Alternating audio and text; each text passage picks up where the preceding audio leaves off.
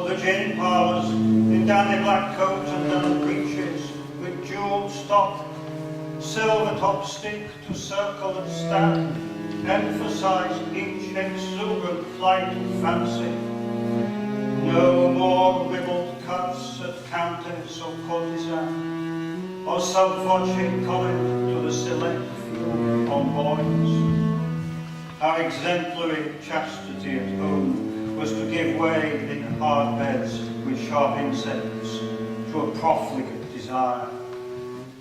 Corinth, Delphi, Thebes, Athens, and Constantinople, the whole divan replete. Almonds and sugared sherbet, fruit and sweetmeats from a remorseless tyrant who roasted, massacred, impaled opponents, exemplified the Orient.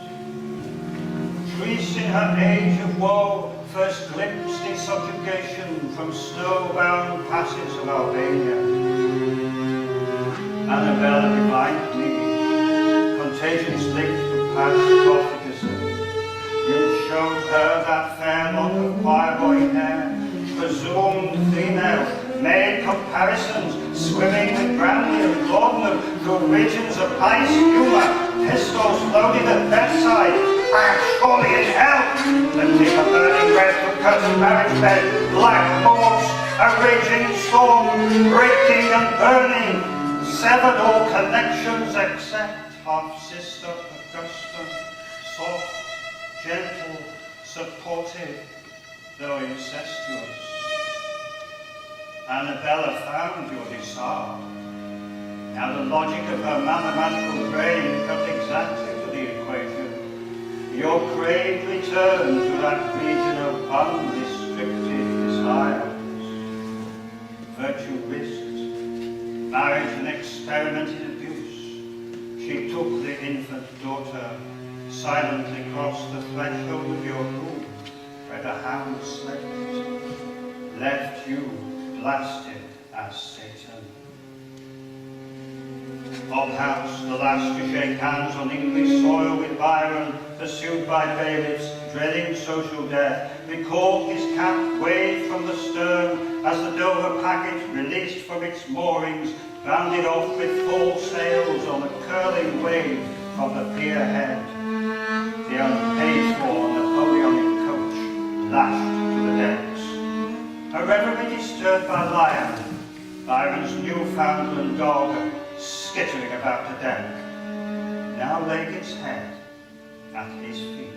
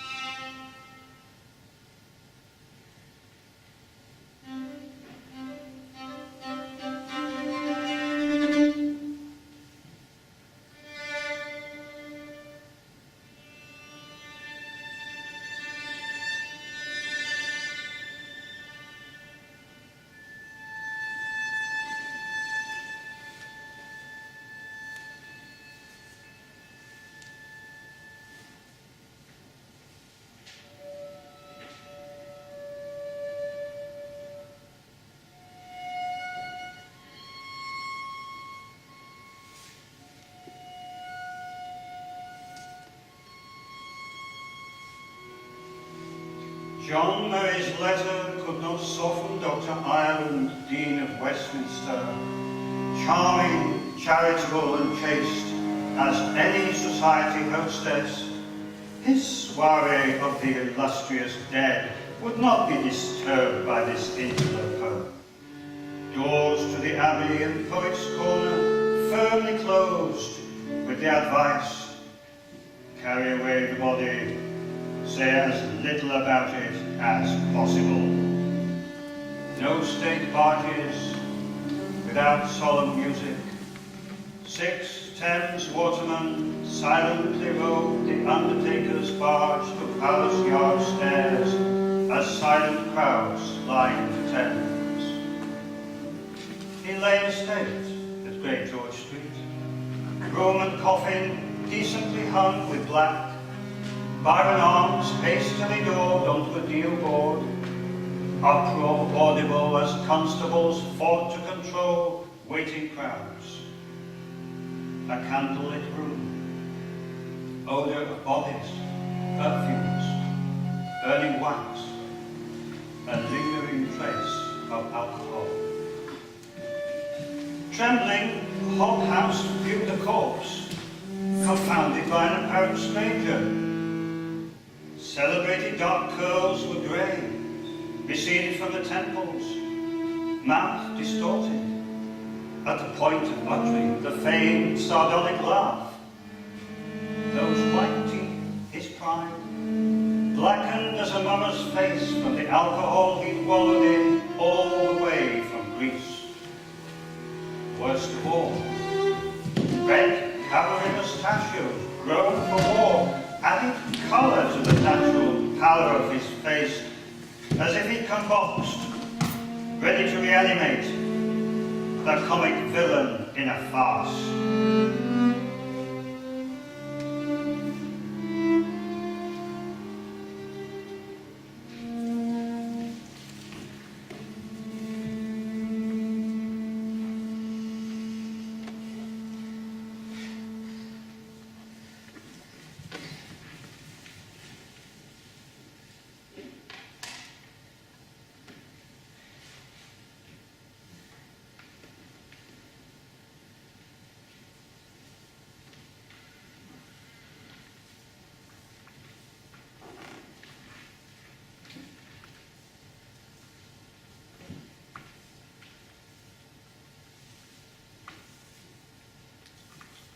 bright and sunlit, the morning bustled with undertakers, straining horses, riotous crowds, as the hearse left Westminster adorned with 8 sable plumes.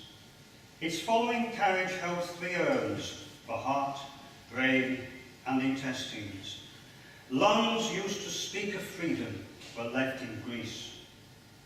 Hobhouse bore with dignity a funeral shower with mean and pompous intent, antithesis of natural emotion. 47 empty carriages emblazoned with escutcheon crests followed the coffin,